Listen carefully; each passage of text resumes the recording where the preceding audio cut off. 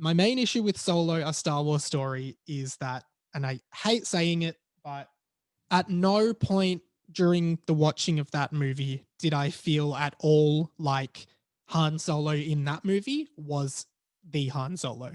It just felt like a different character. Like, aside from the visual, the way the guy looks, and he's a good actor, nothing against the actor. I just don't think it was the right decision to make to just do this movie at all. Because Han Solo, Han Solo is such an iconic character of Star Wars. Harrison Ford is Han Solo, and seeing this other guy as Han Solo just didn't do it for me.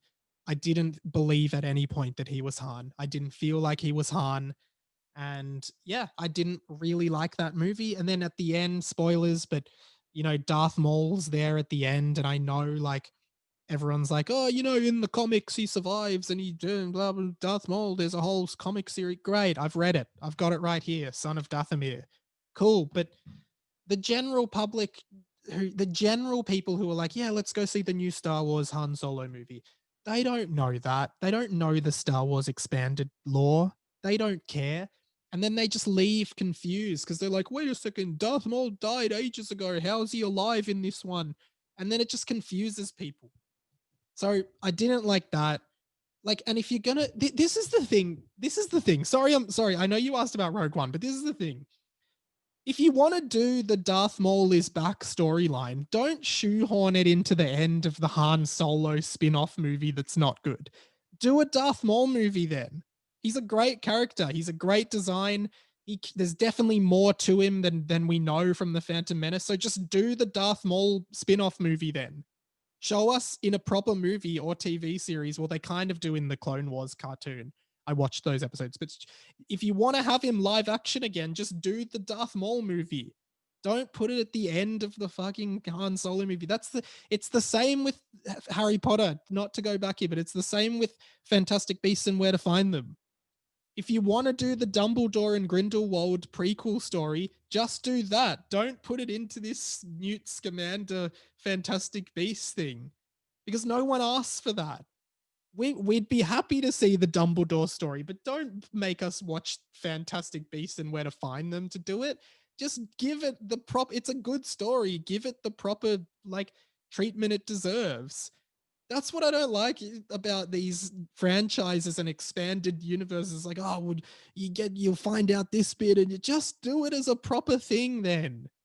Give the Fantastic Beasts its own story and give Dumbledore and Grindelwald their own story. I'm sorry, this is possibly the nerdiest thing anyone could ever say.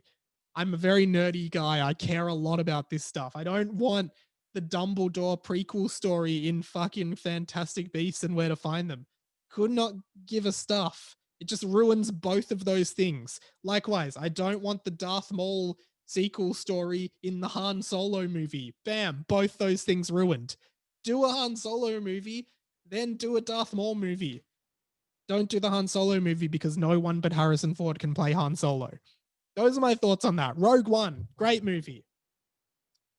And for those who don't know, Rogue One is the story of how they steal the Death Star blueprints at the start of episode 4 of Star Wars and give them to Princess Leia. It's very cool. Darth Vader is in it, which is awesome. He comes in towards the end from memory. I've only seen it once. I should watch it again. And again, anything Darth Vader's in is awesome. He comes in and he's just reckless. I won't say exactly what happens, but he's just reckless. And there's just a lot of, I don't know, there's a lot of just really great scenes. And the ending to that movie is just, yeah, the ending is great. What happens at the end, because not many movies end the way this movie does. I won't spoil that. Not many movies end the way that this does. Like, I don't want to spoil it because it is a great moment if you haven't seen the movie. But yeah, it's sort of like, it's almost like Star Wars not episode 0, episode 3.9, right? Like it literally ends where Star Wars episode 4, the original Star Wars movie, starts. And I think that's awesome. So yeah, I've seen Rogue One and I really, really like it. On to what Curly said. I totally agree about Malfoy. Draco Malfoy again. I reckon the top 2 characters in Harry Potter, Snape, Malfoy.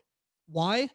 Harry Potter as a character, boring, plain, you know he's always going to succeed, pure of heart, has great intentions, there's no complexity to him. Abused as a child, yes, doesn't really struggle with that much. You don't see like the necessarily the mental struggle of that once he's at Hogwarts. He's really at home at Hogwarts, which is great. You root for Harry. Malfoy, on the other hand, a much more complex storyline. Boy raised in a very privileged and wealthy family, right? He's inherently privileged. He's pure blood, and his family buys into that pure blood sort of framework that a lot of wizards do. And he has, he has this existing privilege that he lives his life with.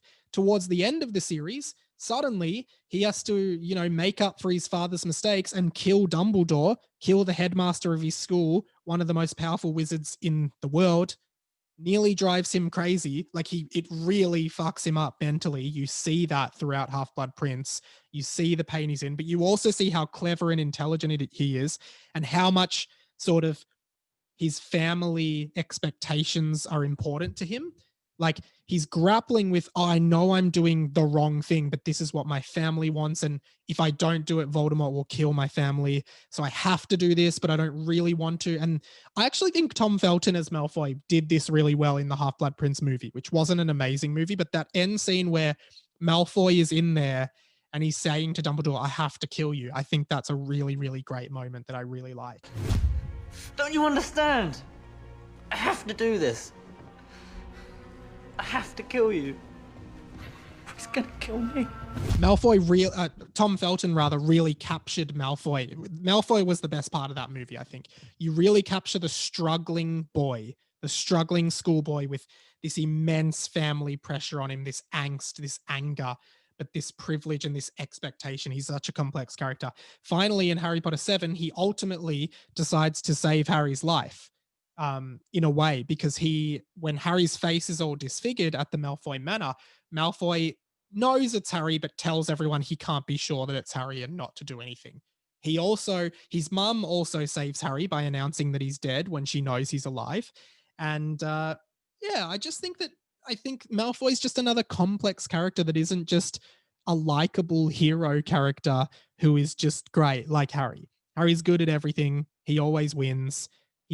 Harry is plain and a bit arrogant as well. I don't like him. Malfoy's arrogance is complex.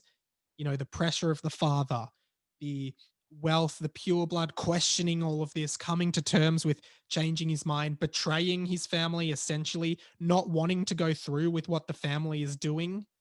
I really like that. And the only thing I liked about The Cursed Child was the exploration of Harry and Malfoy's children being friends.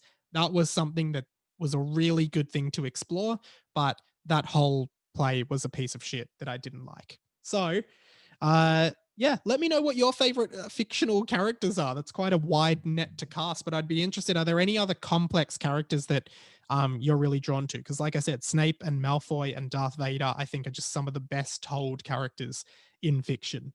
But I went to run my hand through your hair and I noticed you were attached to string.